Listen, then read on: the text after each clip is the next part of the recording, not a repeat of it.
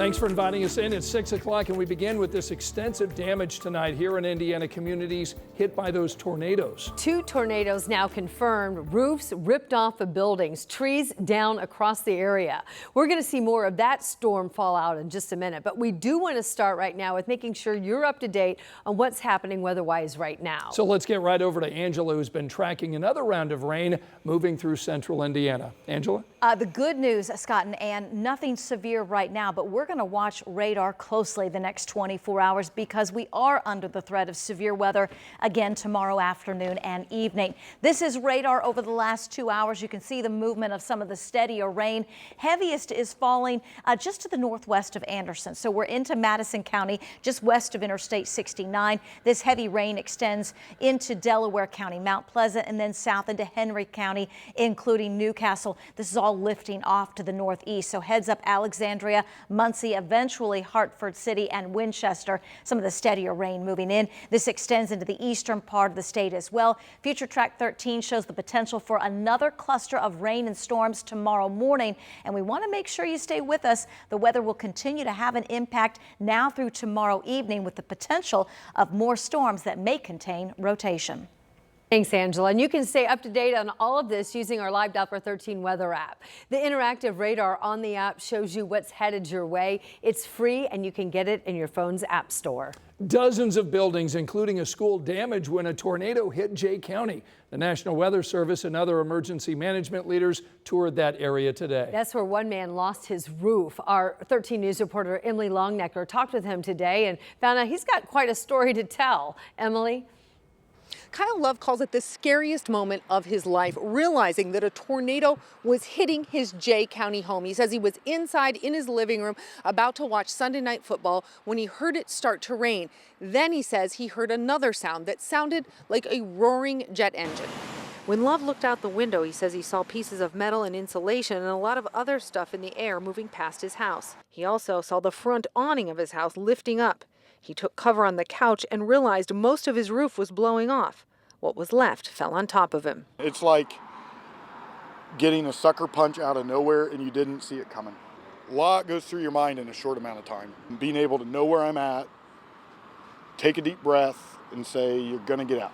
And Love did get out and he was able to call 911, and he credits his training as a part-time firefighter for knowing what to do in this emergency situation, following his instincts to cover up. And then, right across the street, his workplace also damaged at the junior-senior high school when the roof came off in that tornado. The building sustaining a lot of damage according to school officials. School canceled today and tomorrow. We are told, though, from the mayor of Portland that the homecoming parade and football game is still set for Friday night. Everyone, Love, the mayor, emergency officials here in Jay County saying when they look at all this damage, they feel thankful and that they are surprised that it wasn't worse and no one was hurt. In Jay County, Emily Longnecker, 13 News.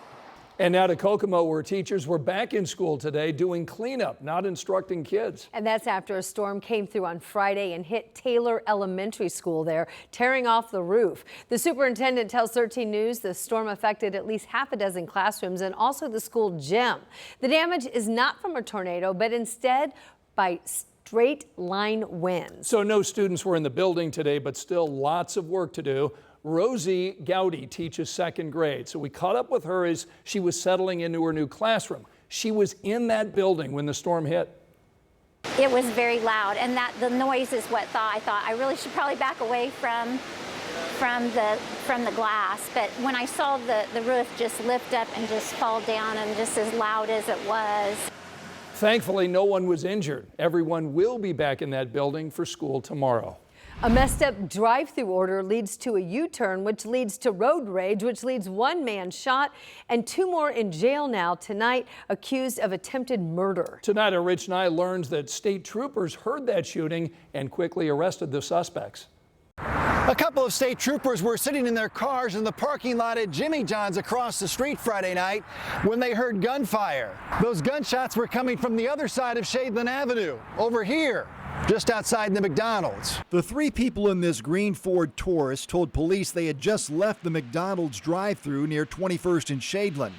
They realized they didn't get what they ordered and did a U-turn at this nearby intersection. 2 men in a black Ford Taurus escaped behind them. apparently didn't care for that and yelled at them. The Taurus stopped, backed up, and an argument escalated. Well, it appears we have another case of road rage that escalates within seconds to deadly violence. Something happened driving on the road that led to an altercation that quickly escalated to gunfire and somebody getting shot. A passenger in the Escape allegedly fired shots as the Taurus drove away. The driver was hit in the back. The Taurus stopped at McDonald's and more shots were fired. The driver who was shot allegedly fired shots back at the Escape after he was hit. Targeted violence during a road rage like this not only puts the people involved in the road rage at risk, but think about 8 o'clock in the evening, a very, very busy area in the parking lot of a very busy restaurant. In that moment, dozens, if not more, lives were put on the line. You can clearly see the bullet holes in the Taurus. State police say they quickly located the Ford Escape and a gun a half-mile away. The driver and passenger were arrested for attempted murder. Investigators were back at the scene Monday collecting more evidence. In Indianapolis, Rich Knight, 13 News. The two men arrested are now scheduled to appear in court Tuesday afternoon for an initial hearing. The man shot, we're told, is now out of the hospital. We just learned tonight that a pedestrian hit by an IMPD officer has died. 58-year-old Rodney Huffman was hit September 15th near Michigan Road and Doubletree Boulevard. Now, police think he was crossing the road when an officer in a marked car pulled out of a parking lot and hit him. Huffman died Saturday at the hospital. Tonight, IMPD's accident investigators and internal affairs detectives are conducting separate investigations. Well, it has been an emotional day in court in South Carolina where a woman accused of killing 3 Fishers teens in a crash learned her fate. Those teens were headed on a beach trip back in 2021 when a Hummer that was going the wrong way hit them head on. Jenny is now here with the driver's punishment that was just handed down out of state today. We've been following this case for a long time now. Melissa Ann Parker is the suspect. She pleaded guilty to all charges today, including felony DUI, and she got the max sentence, 25 years in prison with credit for time served. But families of the teenagers killed and the lone teen survivor say justice wasn't served, that it's not enough time in prison to make up for the tremendous loss of life. Back in 2021, twin sisters Elle and Belle Gaddis, along with their friends Brianna Foster and Macy Waltz, went on a road trip to a beach in South Carolina. But on the interstate, police say 43-year-old Parker crashed into their car head-on.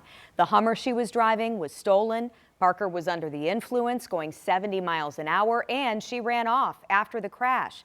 Only Macy Waltz survived. I don't think justice was served for our girls. They received death sentences. We all received life sentences, and I think she should have got the same. I wish she was going to stay there longer, but at least I feel better knowing that at least for the next 21 years she won't be out there able to hurt anybody else. So they obviously all traveled to South Carolina to be there for the sentencing. Parker, by the way, also has to pay a $25,000 fine per life taken for each of the 3 girls. But again, family says, you can't put a price or prison time on the loss that they're going to feel forever. Yeah, tough for the Gaddis family. All right, Jenny, thank you. Tonight, a 16-year-old is in custody after the police in Anderson say that he stabbed someone over a stolen moped. Yesterday, a 21-year-old man walked into an ER with a laceration. Police say the man told them that he and a 16-year-old were arguing over the moped when the teen stabbed him. Officers then later arrested the teen and now say they are investigating the case.